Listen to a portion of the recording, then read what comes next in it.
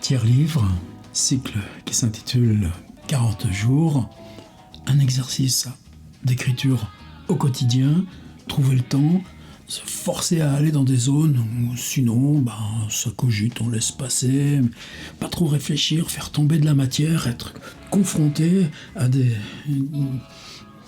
gravat, des gravats de forme, mais c'est vous qui les avez produits.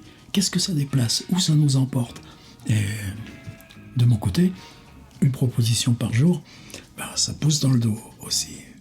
Alors on est là 24, là 22, 23, on s'est appuyé sur 2 recherches filmiques, laboratoires. Qu'est-ce que ça change pour nous dans le récit? Là, 24, 25, je voudrais proposer 2 chantiers d'exploration. C'est-à-dire que je ne vais pas m'appuyer sur des textes, ni sur des auteurs, ce qui ne va pas empêcher qu'on en cite, qu'on aille farfouiller un petit peu sur le web, ce sera plutôt ça, des liens, des copies écran. Est-ce que c'est légitime de dire qu'une proposition d'écriture, oui, vous avez une forme, vous avez un contenu, vous cherchez... Ça, ouais, c'est le classique. Mais est-ce que justement la magie des cycles, y compris quand on est sur un semestre, comme j'ai pu le faire à Sciences Po, aux Beaux-Arts à Paris ou autre, à Cergy, ce moment où c'est parce que l'atelier lui-même dessine un paysage, dessine un autre silhouettage du réel, qu'on a envie d'aller l'explorer. Et que donc la proposition, elle va simplement être un petit champ d'exploration, un laboratoire, mais c'est pas moi qui va dire ce qu'il y a dedans. On part sur la 24, la question c'est celle des données. Là alors tu nous fais un truc qui est pas marrant, hein. Oui, mais prenons Balzac comme point de départ. Balzac, l'argent. Franchement, et même après un demi-siècle de lecture de Balzac, et encore, peut-être même un peu plus. Oh ouais, un peu plus. Qu'est-ce que c'est qu'une tontine? Vous sauriez l'expliquer là, en 40 secondes? Moi pas. Un des plus beaux textes, l'interdiction, le marquis d'Espard, séparé de la marquise, et avec à charge ses 2 fils. Ces histoires de notaires, de testaments et de fric qui produisent cette injustice nommée interdiction. Vous sauriez le résumer? Et pourtant, je l'ai lu 3 fois, 4 fois. C'est un des textes les plus minéraux de Balzac. Ou bien La maison du Singen. Avec lui, là, on comprend rien à ce qu'il dit. Et puis, le pauvre Rastignac, il n'a pas le beau rôle ici, d'aller servir de démarcheur pour une escroquerie, où lui-même est pieds et poings liés. Qu'est-ce que fait Balzac? Alors, c'est pas tout Balzac, mais si on prend la ville, Paris, 60% du Paris d'aujourd'hui s'est reconstruit là, dans ces années 1830 à 1870. Eh bien, cette part visible n'est, comme les icebergs, vous savez, la partie émergée, partie immergée. Ouais, mais c'est des métaphores qu'on peut utiliser. Prenez par exemple tout simplement les photos de l'univers. On travaille avec les ondes sonores et les ultra grandes ondes. On travaille avec les ultraviolets ou des ondes... Le spectre du visible, c'est tout petit. Eh bien, il y a ça aussi pour la réalité. C'est là qu'aujourd'hui, on va s'embarquer. Ça va être frustrant, ça va être raide, ça peut être déceptif. Ouais, mais faut bien le faire. Parce que le réel, lui, il est comme ça. Ce que fait Balzac.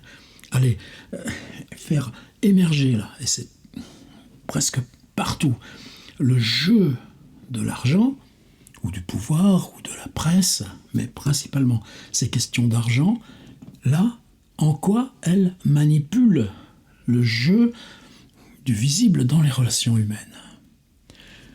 Nous, il se trouve que au-delà de l'argent, il y a les données. C'était juste un un prologue. Alors, premier exemple des 3 que je vais citer, c'est une expérience qui, moi, m'a beaucoup touché. Je viens de passer, je ne sais pas combien de temps, là, dans ces jours-ci, là, à farfouiller mes archives. Ouais, mais justement, dans cette école d'art, là où j'ai bossé 6 ans à Cergy, je prêtais, j'ai laissé des choses dont je n'ai pas eu le temps de le racheter, mais l'expérience dont je vais vous parler, moi je vais la montrer sur Internet. Elle est aussi disponible chez cette magnifique maison d'édition marseillaise, je crois, qui s'appelle White Project, dont le catalogue, c'est uniquement des textes avec réflexion sur l'écologie.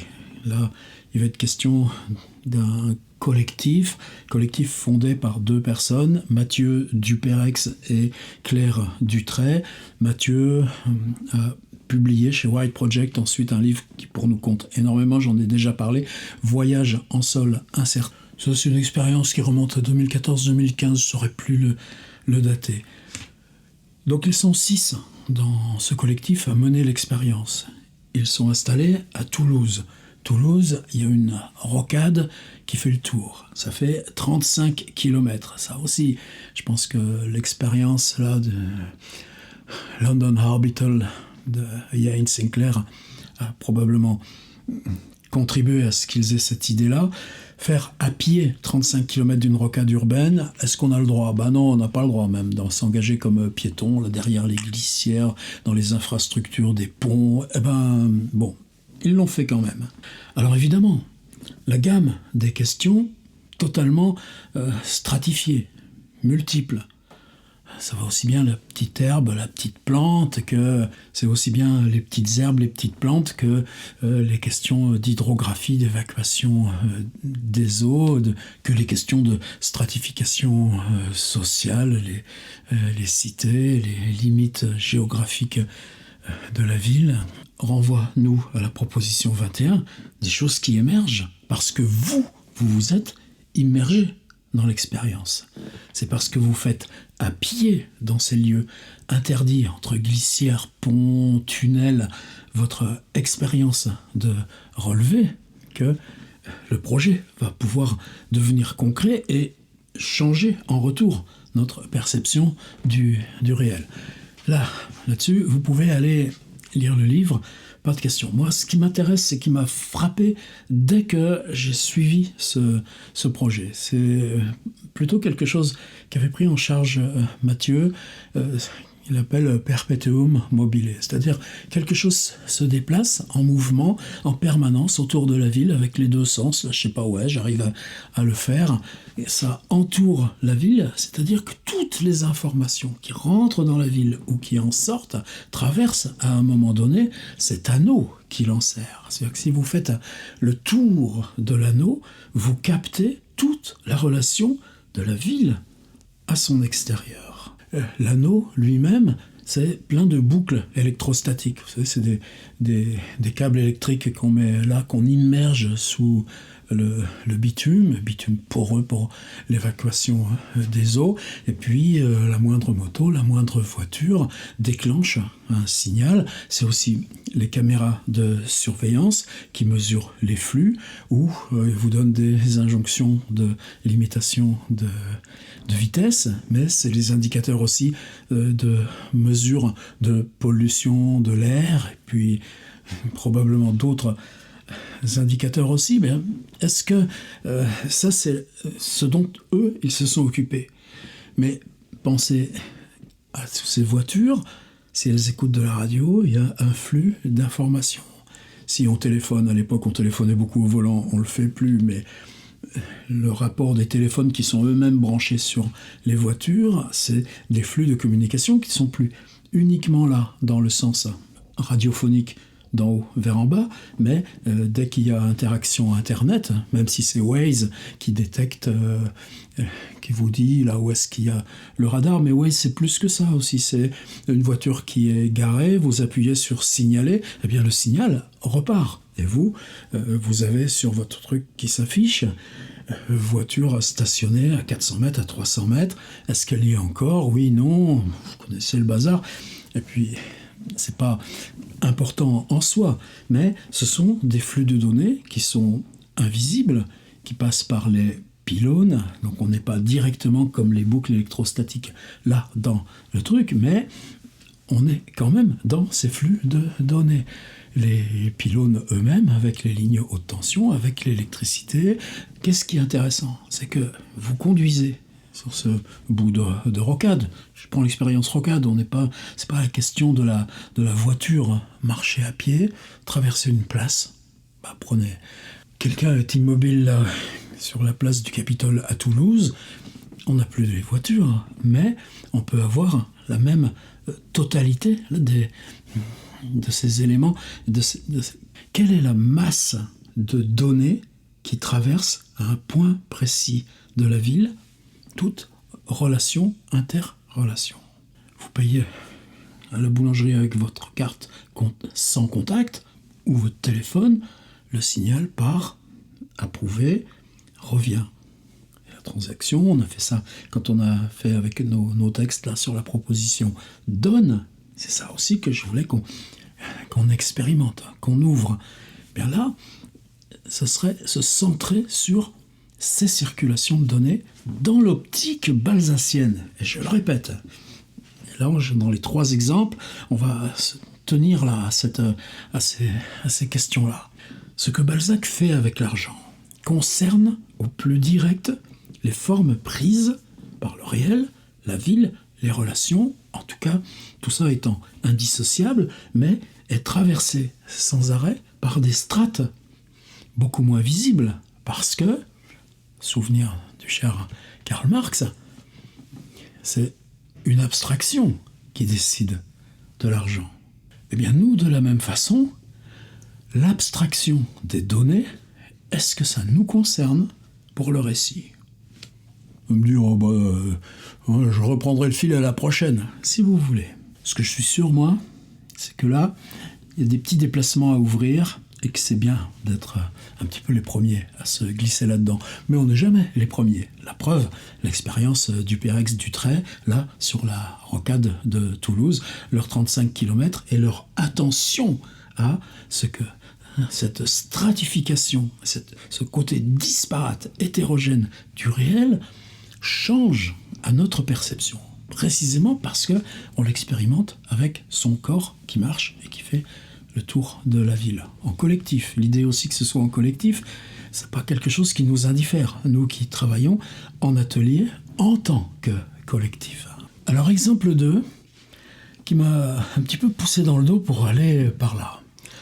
On est dans quelque chose qui est un univers pour moi très, très loin, c'est celui des colloques universitaires. Alors, il se trouve que celui-ci est organisé par Gilles Bonnet, Lyon 3, Laboratoire Marge et Amis, par Anaïs Guillet, Fac de Lettres Chambéry, Amis, et Bertrand Gervais, à l'UQAM Montréal, Amis. C'est-à-dire, je connais bien leur boulot, je sais que s'ils se lancent dans quelque chose, il y a des raisons. Alors, c'est un colloque qui aura lieu, je vous mets le lien, le vendredi 2 et le jeudi 2 et le vendredi 3 mars 2023. Il voit toujours un peu loin en avance. Voilà comment il le présente. Selon les dernières estimations, le volume de données numériques créées ou répliquées à l'échelle mondiale a été multiplié par plus de 30 au cours de la dernière décennie, passant de 2 zeta-octets, vous chercherez, en 2010 à 64,2 zeta-octets en 2020, soit un peu plus de 64 000 milliards de milliards. C'est bon, on a la réponse d'octets. La production est exponentielle et s'est vue largement aggravée par la crise sanitaire, etc., etc. La quantité de données numériques créées au cours des 5 prochaines années sera supérieure à 2 fois la quantité de celles créées depuis l'avènement du stockage numérique. L'enjeu serait de ne pas laisser au marketing, aux data analytics et autres data scientists la data storytelling. Bon là je pense que les trois là s'amusent un petit peu. Le mot storytelling, nous on va l'éviter. Mais de le détourner à des fins critiques et littéraires. Nous aimerions ainsi nous interroger sur les liens entre données et fiction dans le champ de la littérature numérique. Ça par contre on va en parler. De la protection des données au big data en passant par l'avènement d'une société de surveillance, Les données sont un enjeu majeur, etc., etc., dont les échos se répercutent autant dans les procédés d'écriture des œuvres littéraires numériques. Numérique, je sais pas. Je prends Jean Rollin, ce livre qui s'appelle Le Détroit d'Ormuz. C'est une zone où il n'est pas question d'aller. Lui, il y va d'un côté, il le voit de loin, ensuite fera tout un voyage pour aller de l'autre côté, mais le détroit d'Ormuz, tu prends pas ton petit kayak pour aller te balader. Par contre, Jean Rollin, excusez-moi, dans toute la vénération que j'ai pour lui, ami, c'est pas une foudre d'Internet. Eh bien, chez POL, vous avez, par exemple, les URL en toutes lettres d'écrire un port, et puis par Google Earth, arriver à changer la petite pendule pour voir le mouvement des bateaux militaires américains. Est-ce qu'ils sont accostés? Est-ce qu'ils sont plus là? Combien de temps ils sont restés? Et donc, ces questions de données, avec l'utilisation d'un outil comme Google Earth, vient travailler aussi quelque chose qui se présente comme littérature, j'allais dire, traditionnelle. Je laisse un peu de façon provocante, mais c'est pas seulement le numérique qui est concerné. Et là, c'est l'enjeu aussi de Gilles et d'Anaïs dans ce qu'ils développent. La donnée s'impose comme un mode de visualisation du réel. Peut-être on pourrait prendre cette phrase comme titre. La donnée comme mode de visualisation du réel. Selon Serge Abitboul, je connais aussi, mathématicien qui travaille sur le site de l'ENS Cachan. Elle est une description élémentaire d'une réalité. La donnée comme description élémentaire de réalité. Alors nous, justement, c'est la réalité qu'on interroge.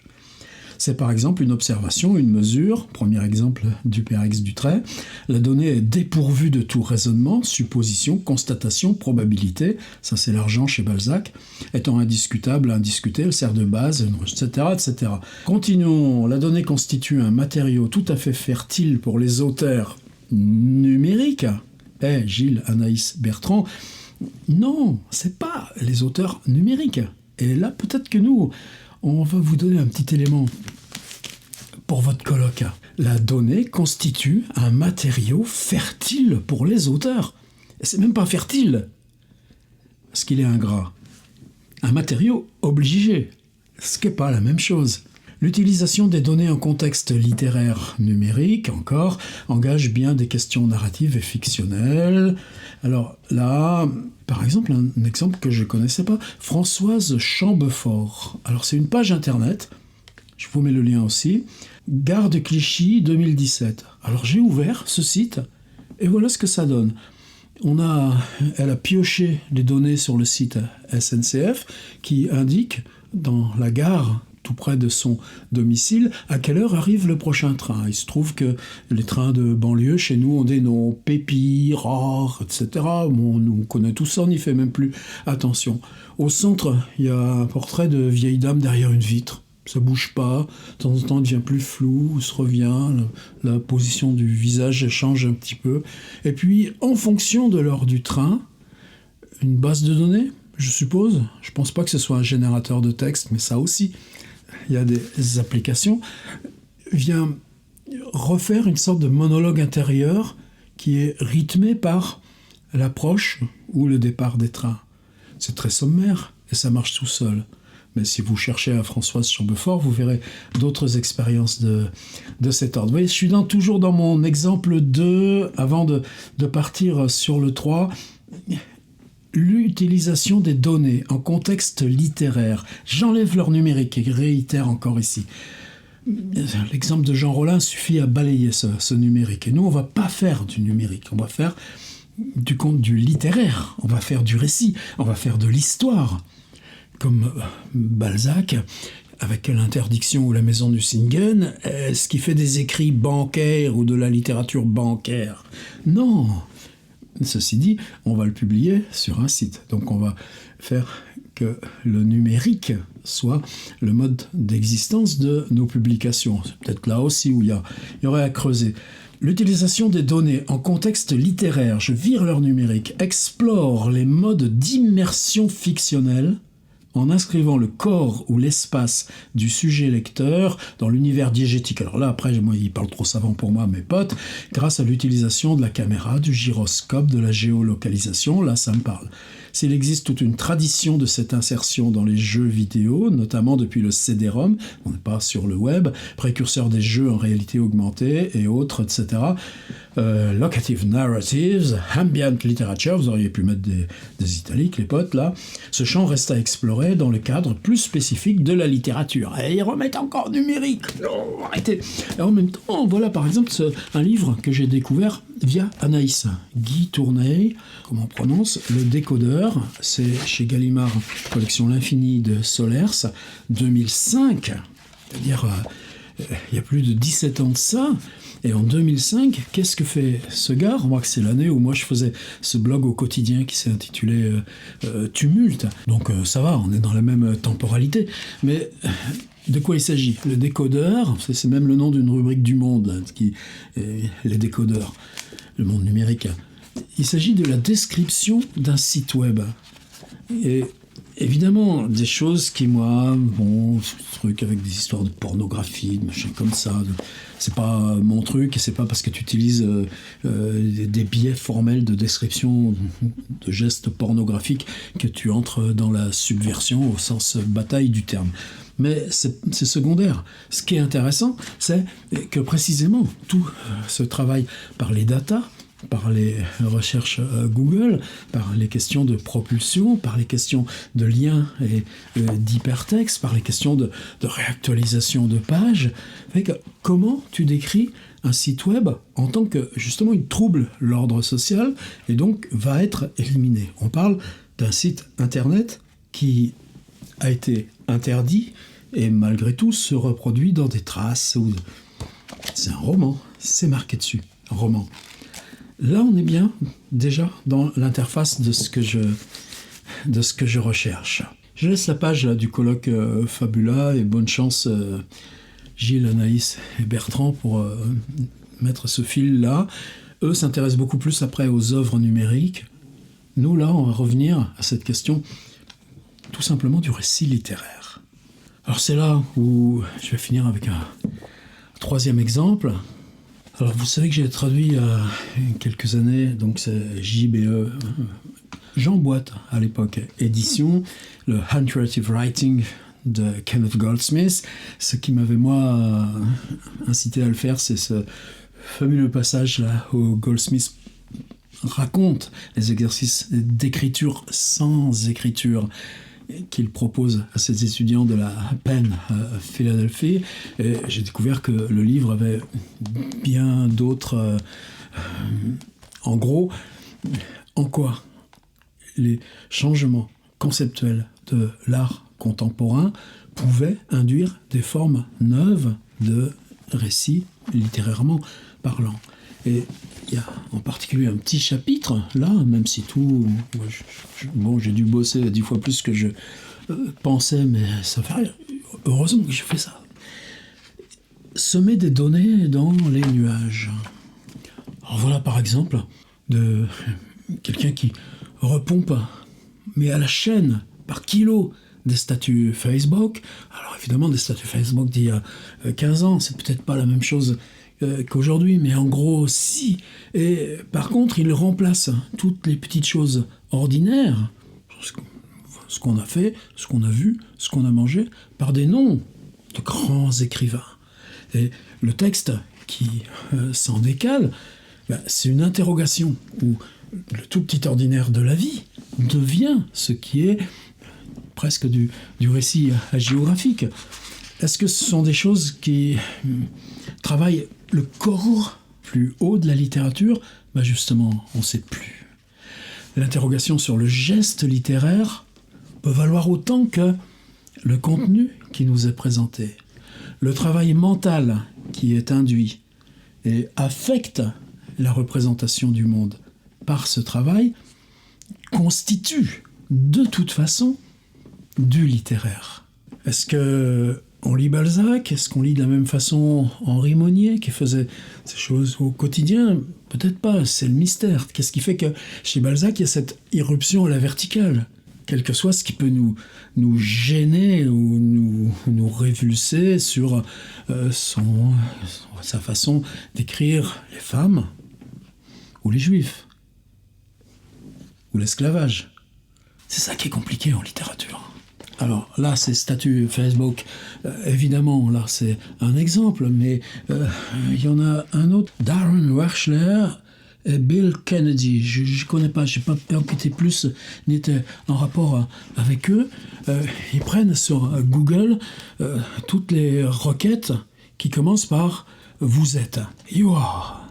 Et si vous cherchez « you are », vous allez avoir des paroles de chansons, vous allez avoir des échanges, des bribes de texte, et à chaque fois, ils remplacent « you are » par l'URL de la page qui contient ce « you are », et prennent du texte dans cette page et réitèrent la fonction. C'est-à-dire qu'à terme, des Kenneth Goldsmith, ce simple algorithme de recherche de texte depuis juste « you are », vous êtes, pourrait venir rattraper et englober tout le web lui-même. Et évidemment, c'est un texte qui devient un puits, un enfoncement. Et là, on est dans un processus d'écriture numérique, puisque chaque requête engendre une partie de texte, mais c'est ce « you are ». Donc quelque chose qui, par contre, je suis, tu es, on est là dans le plus élémentaire de la littérature. Je suis, tu es. Goldsmith, c'est encore 2 exemples. C'est tout le livre est rempli comme ça de choses qui font gamberger. Peut-être vous vous rappellerez d'un truc américain qui s'appelait AOL. Je crois que maintenant c'est fini. AOL, c'était redissous dans Microsoft. Et ce AOL, il y a eu une de ces fuites, vous savez, ces fuites massives de données. Maintenant, c'est mieux protégé, mais ça arrive quand même à intervalles réguliers.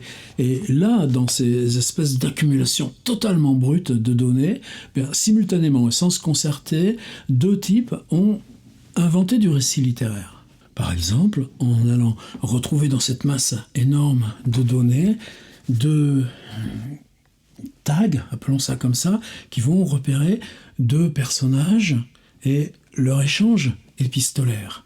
Mais un échange épistolaire qui ne va sortir ici que par cette trace de données, mais deviendra fiction parce que l'arbitraire de ces échanges, découpé par le fait d'être totalement décontextualisé, sauf les éléments informatiques qui restent collés, vont produire un imaginaire. 2006 05 09 01 28 35, t'aurais pu riper à Détroit. 2006 05 09 29 40, puisque t'as fait de Delphi et Catering ta base. 2006 05 09 30, ta base écrit correctement. 2006 05 09 05, t'as choisi Catering. 2006 05 09 03 1 03 01, j'ai eu l'opportunité. 2006 05 09 01 33 26 de fiche le camp. Ainsi de suite.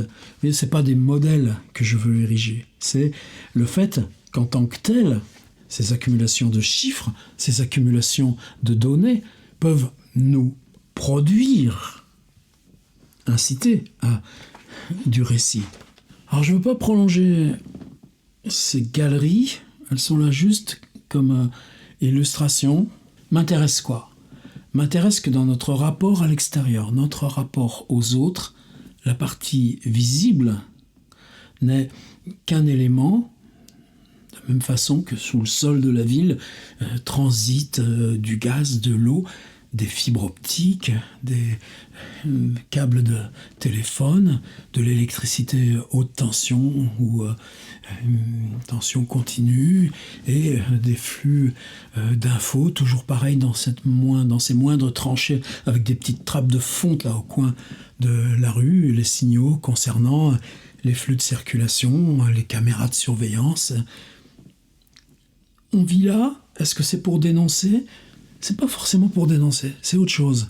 C'est pour comprendre que si la littérature travaille avec le réel, si l'histoire, même l'histoire la plus simple, une rencontre, pour pour s'en tenir au strict minimum, est traversé désormais par toute cette épaisseur verticale de données qui peuvent lui être associées. On se tend la main, si vous êtes dans le champ d'une caméra, ce geste de se toucher la main va... Peut-être que le cinéma était plus fort que nous, déjà, pour utiliser ça. Mais alors dites, avec la littérature, on dirait « Non, ça nous concerne pas ». C'est aussi les objets dans la ville.